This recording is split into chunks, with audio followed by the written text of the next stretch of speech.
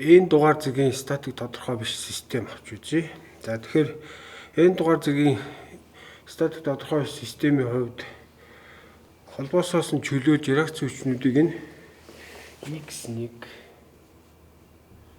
x2 за гэх мэтлэнгээр xn гэж тэмдэглээ.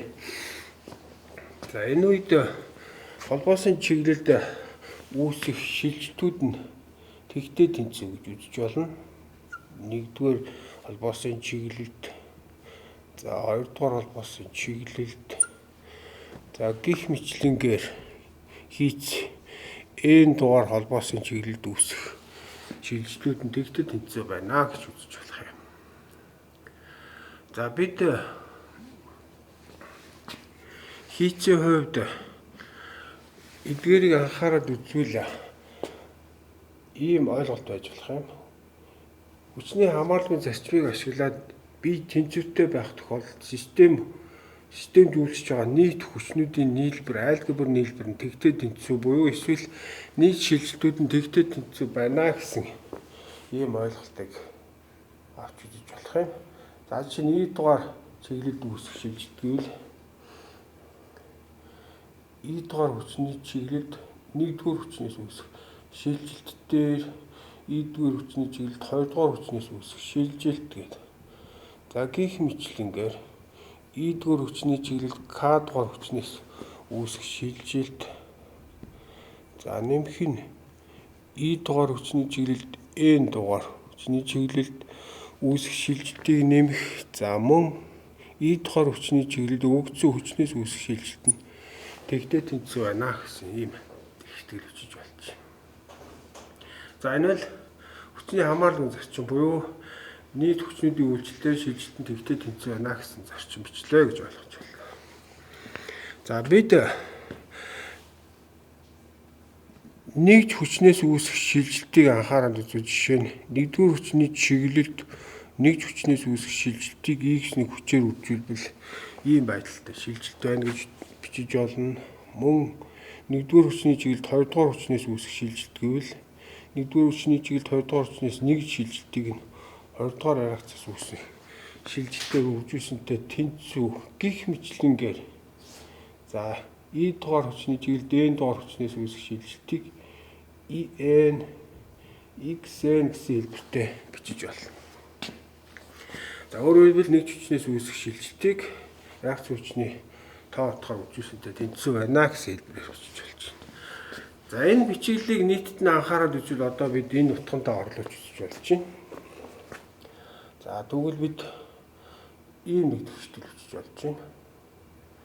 Нэгдүгээр хүчнээс үүсэх шилжилтийг x1 хүчээр үржүүлсэн үржийг шилжилт гэж байна. Нэгдүгээр хүчний чиглэлд хоёрдугаар хүчнээс үүсэх шилжилт. За нэмэх нь гих мэтлэнгээр нэгдүгээр хүчний чиглэлд n хүчнээс үүсэх шилжилт. За нэмэх нь нэгдүгээр хүчний чиглэлд өгөгдсөн хүчнээс үүсэх нэгдүгээр хүчний чиглэлд өгөгдсөн хүчнээс үүсэх шилжилттэй тэнцүү гэдэг. За ийм байдалтай нэг төвшөлт хийж болж байна. Дараа нь хоёрдугаар хүчний чиглэлд. За хоёрдугаар хүчний чиглэлд нэгдүгээр нэгж хүчнээс үүсэх шилжилтийг нэгдүгээр хүчээс үржүүлсэн үржээр. За хоёрдугаар хүчний чиглэлд хоёрдугаар хүчнээс нэгж хүчнээс үүсэх шилжилтийг x2 реакц хүчээр үржүүлсэнтэй тэнцүү. За гих мэтлэнгээр хоёрдугаар хүчний чиглэлд n хүчнээс үүсэх шилжилт. За хоёрдугаар хүчний чиглэлд өгөгдсөн хүчнээс үүсэх шилжилттэй тэнцүү байна гэдэг.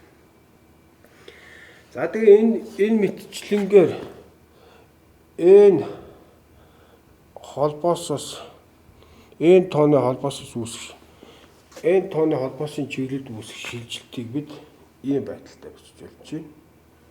За нэгдүгээр хүчний чиглэлд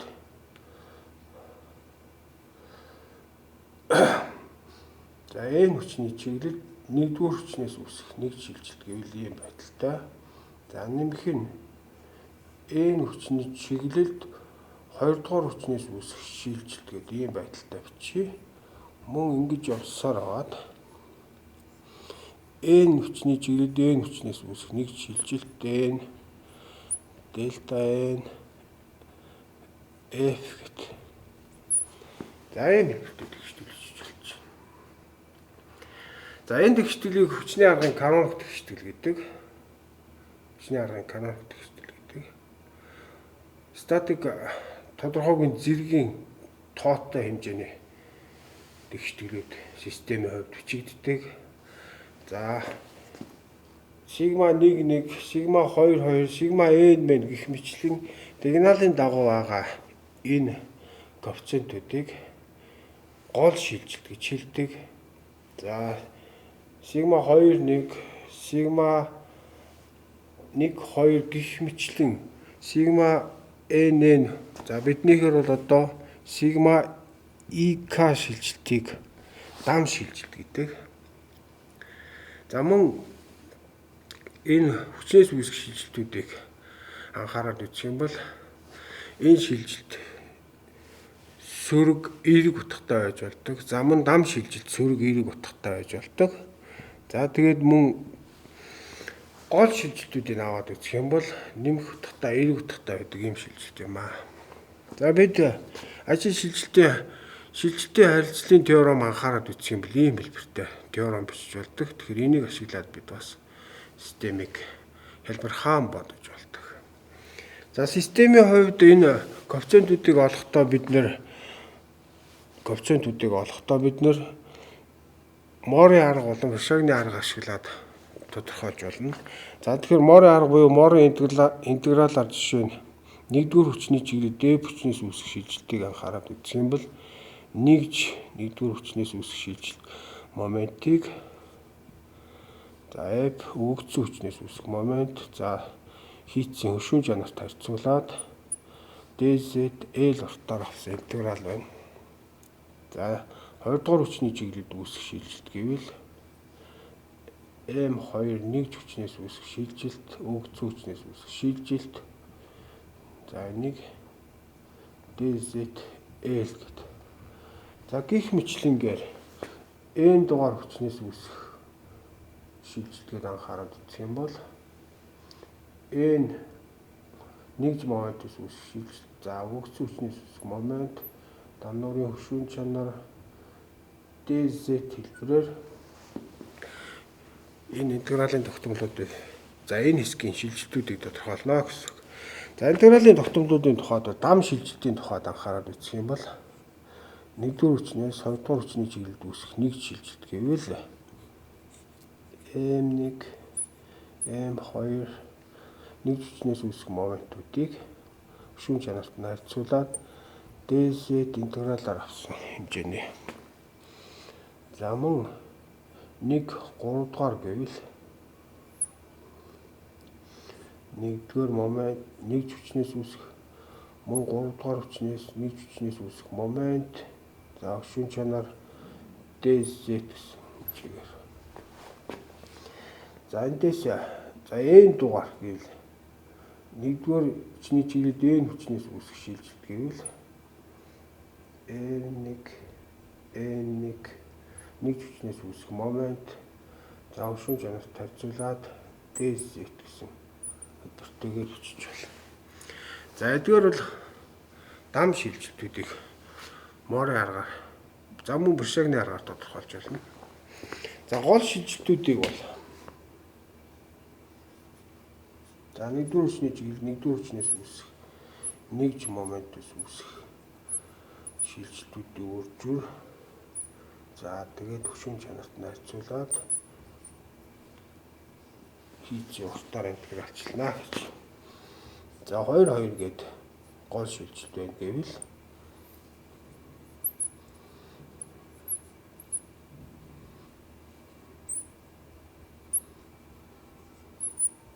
за ийм хэлбэртэй байж байна. За гих мэтлэнгээр n дугаарын гол коэффициентийг тодорхойлох юм бол n моментоос үүсэх нэг моментоос үүсэх утгуудыг өржүүрийг dz дээр интеграцийн хэмжээний ийм байдалтай тодорхойлогдно. За ингээд өөрөөр хэлбэл бид хүчний аргын канон төгсдүүдийг ашиглаад өөрөлдвөл энэ коэффициентүүдийг тодорхойлсны дараа реакц хүчүүдийг тодорхойлох оролцоотой канон төгсдөл болохоор хийцийн хувьд статик тодорхойгүй зэрэгтэй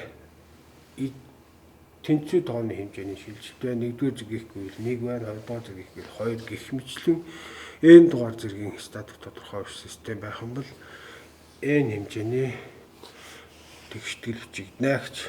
За ингээд бид дараа нь нэг жишээ авъя.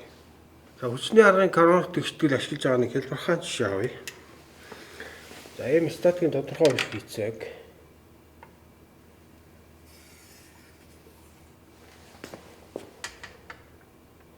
нэг үзүүр нь хөдөлгөөнгүй бэхлэгдсэн. За нэг үзүүр дээр нь хөдөлгөөнтэй нугсан тулгуураар тулсан ийм дамнуур байдаг. За энэ дамнуурын хувьд ааслалын дунд төвлөрсөн хүч үйлчилжээг F гэдэг тэмдэглэж. За системийн хувьд энэ хэмжээсүүд өгөгдсөн байг. За хөдөлгөөнгүй золтоос золтон бэхлэгээс хүч хүртэх зайн 2-ны L зайд байг. За нийт дамнуурын уртыг L гэж үзье. L. За тэгэхээр хийцийг анхаарал үзэх юм бол энд хөдөлгөөнийг хорсон хэвтэй босоо чиглэл хөдөлгөөнийг хорсон реакцууд мөн момент байна. Энд босоо чиглэл хөдөлгөөнийг хорсон реакц нь ингээд 4 үйл үлддэгч байна. Тэгэхээр 3-ыг хасгаар 1 үлдэн ингээд статикийн 1-р зэргийн тодорхой систем байна гэж юм байна. За энд хүчний аргын каноник тэгштгэл ашиглаад статик тодорхой шиг тайлах буюу одоо бид энд холбоос төр үүсэх реакц хүчийг тодорхойлъё. За тэгэхээр эхлээд бид үндсэн систем авъя. За үндсэн систем бол хэлбэр хэмжээний хувьд анхны өгөгдсөн дамнууртай адилхан байх ёстой. За ийм системийг бид үндсэн систем гэнэ. За үндсэн систем дээр гадаад хүч мөн реакцийн хүчээ үйлчлүүлье. За тэгвэл энэ эквивалент систем болно. Эквивалент систем F x1 гэд тэмдэглэж. За өөрөөр хэлбэл бид нэгдүгээр хүчний чиглэлд x1 реакц үүснэ гэж үзье. За бидний хувьд анхаарал үзэх юм бол нэгдүгээр хүчний чиглэлд үүсэх шилжилт нь тэгтэй тэнцүү буюу нэгдүгээр хүчний чиглэлд үүсэх шилжилт нь өгөгдсөн F x1 хүчнээс хамаарсан ийм пункт хэлбэртэй болж байна. За энийг тэгтэй тэнцүү байна гэж ингэж бичиж болж байна. За бидний хувьд одоо хүчний аргын каноник тэгштгэл ашиглахдаа Ришагны аргыг хэрэглэе. За хийцийн хувьд ингэж бичиж болж байна. Нэгдүгээр хүчний чиглэлд нэг хүчнээс үүсэх шилжилтийг x1 хүчээр үр дээр. За нэгдүгээр хүчний чиглэлд өгөгдсөн хүчнээс үүсэх шилжилт нь тэгтэй тэнцүү байна гэж ийм хэлбэрээр бичиж болж байна. За бидний хувьд энд x1 реакцийг олох юм бол нэгдүгээр хүчний чиглэлд өгөгдсөн хүчнээс үүсэх шилжилтийг нэгж нэгдүгээр хүчний чиглэлд нэгдүгээр хүчнээс үүсэх шилжилт харьцуулсантай тэнцүү байна гэж ийм тэгшдэг гэж болж байна. За ингээд Ришагны аргаар энэ реакц хүчийг тодорхойлъё. За үүний тулд би эхлээд дамнуураа энд авчия.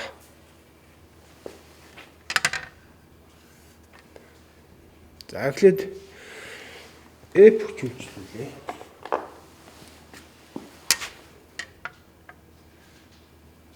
F хүч. За F хүчтэй үйлчилсэн тохиолдолд гулзалт үүсэхдээ нэг ийм хэлбэрээр үүснэ. За энд үүсэх гулзалтыг бид нэр гулзалтын шилжилтийг нэгдүгээр хүчний чиглэлд өгөгдсөн F хүчнээс үүсэх шилжилт байна гэж ийм хэлбэртэй бичиж болж байна. За энэ тохиолдолд бид дотоод хүчний эпүр байгуулах юм бол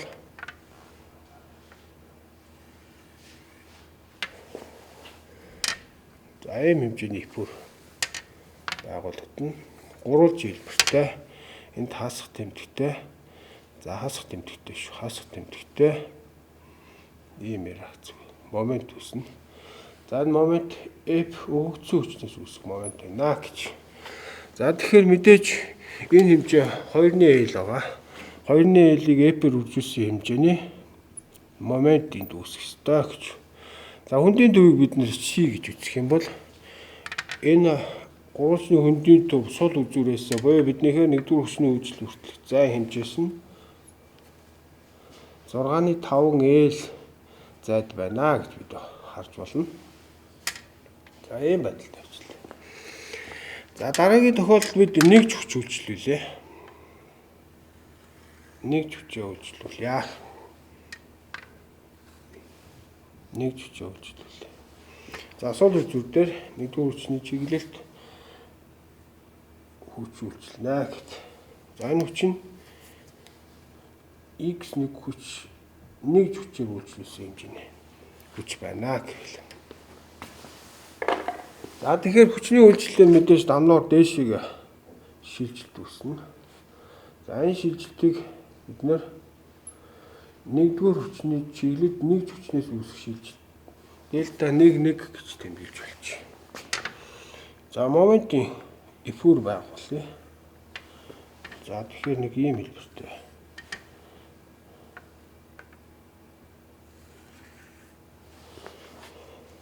За хаасах тэмдэгтэй F4 байгуулагдана.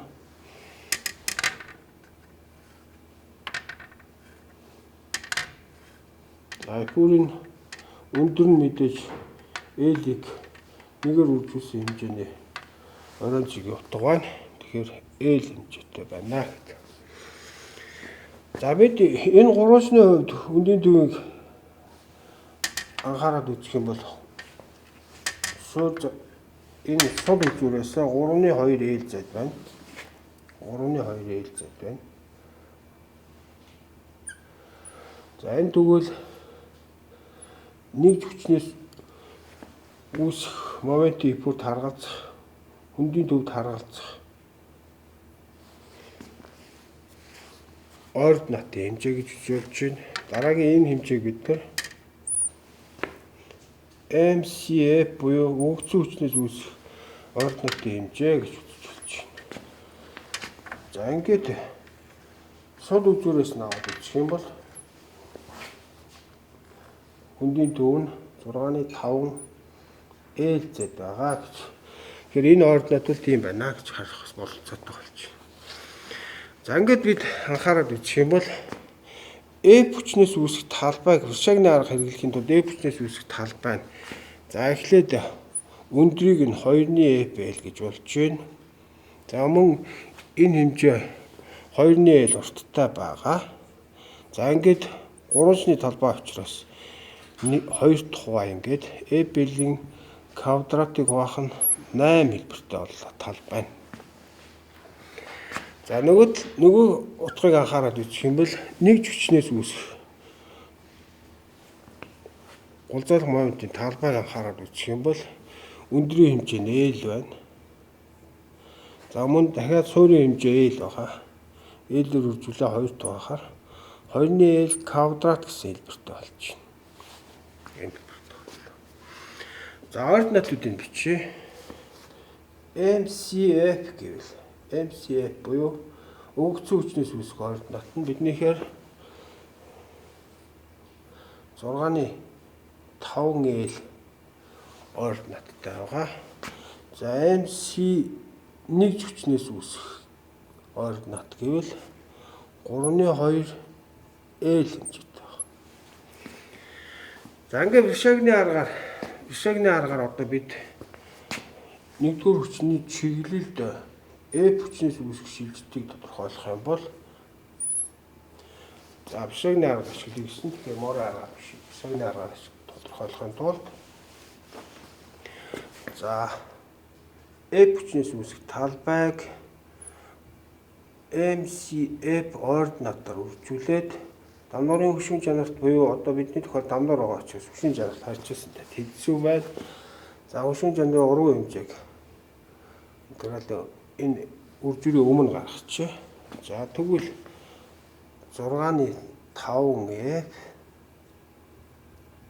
за үржих нь ординат нь ингэж бичигдлээ. Талбай нь болохоор F(L) квадрат 8 болж байгаа. 8-1 гэдэг. За эндээс тэгвэл бодох юм бол 46-ны хуваар 46-ны EI шүн чанар байна.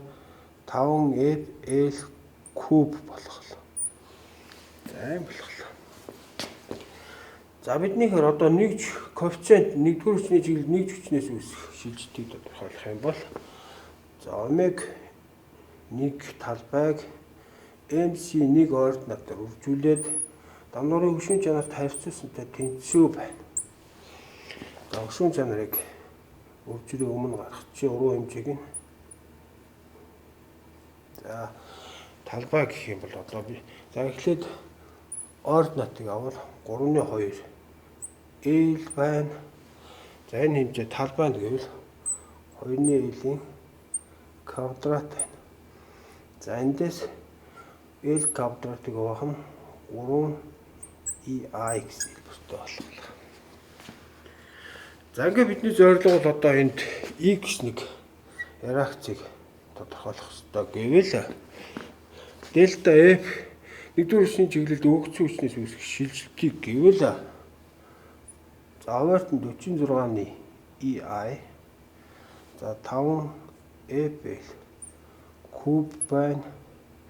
За энийг хуваах нь нэгж хүчнээс үүсэх шилжилтийг гэвэл за хувааж байгаа учраас бид хүртээр хуваарийг байрыг солиё. Тэгвэл 3EI L квадрат гэдэг. За ингээд 5F-ийг хуваах нь энэ 16 болголоо. 48 байгаа тийм үү? 48-ыг 16 EI тугаасантай тэнцүү байна. За энэ 6-8-48 шүү дээ. За ингээд X-ний реакц хүчийг хүчний аргын каноник тэгштэйг ашиглаад тодорхойлж болж байна. Ингээд энэ системийн хувьд цаашид статик тэнцвэрийн тэгштэглүүд ашиглаад энд үүсэх реакцийн момент, реакцийн хүчнүүдийг ашиглаж тодорхойлох бололцоотой. За хүчний аргын каноник тэгштэглийг ашиглах үед шулуун дамнуур хэлбэртэй байх тохиолдолд Вершагны аргыг ашиглах тохиромжтой байдаг. Тэгээд ийм жишээ байдалтай авч болно.